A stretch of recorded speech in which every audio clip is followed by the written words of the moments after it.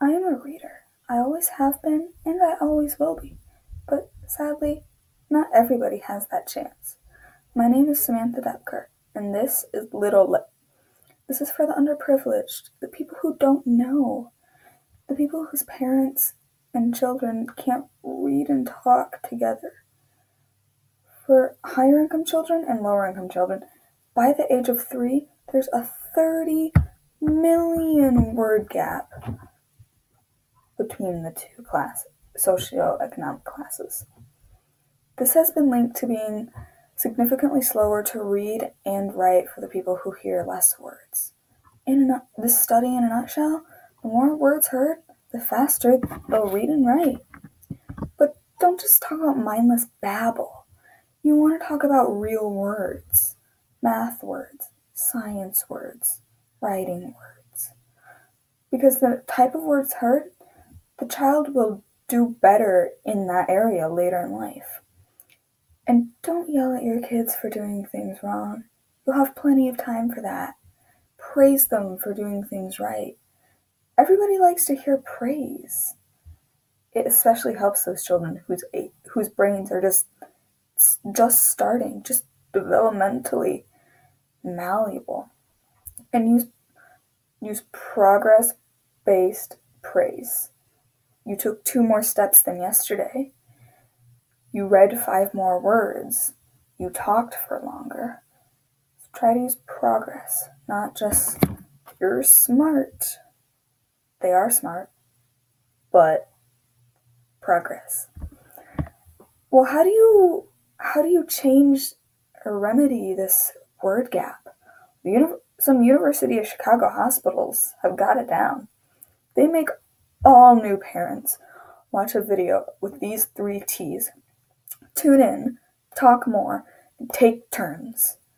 This sounds very confusing. How do I do that? That's probably what you're thinking right now. Well, to tune in, you want to focus on what the child is focusing on. If they're interested in Hot Wheels, read a book or watch a movie about cars. If they're interested in Dora, get a Dora book or watch some Dora. Talk more is fairly easy. You could do this in a daycare. Narrate your daily routines, such as going to the store, brushing teeth, getting dressed, going to the bathroom even. Finally, take turns. You want to respond to their communication, their gestures, their sounds, eventually their words. Keep the conversation going. Let them talk for a while. The 0 to 3 organization has some good tips too. Let the child look at the cover and talk about the cover. If they're older, maybe have them guess what it's about. Let the child turn the pages and run your finger under the words as you read. Make it contextual. Voice the characters. Give them a high, squeaky voice or a low, dark voice. And you don't have to read the whole book at a time. Let the child decide how long they want to read it. Just a few minutes at a time is okay. Connect it to your life. Make it personal. If there's a scene about losing a pet, losing a friend, losing a family member, or getting a new dog, getting a new cat, anything like that, you can link that to your life and talk about if you've had that happen to you. Above all, just try to make it fun. No one wants to read a boring book. No one. Little Lit's goal is to get words out to parents, daycare supervisors, and even you if you have young siblings. We'll make flyers and we'll give those to daycares to have the kids take home to their parents. I may even hang them up in the halls where parents can see them at pickup and drop off. But it's not just parents that need to know.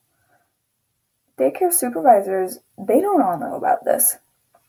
So I can also put together a short PowerPoint or speech or both, a presentation for daycare supervisors to educate them about this.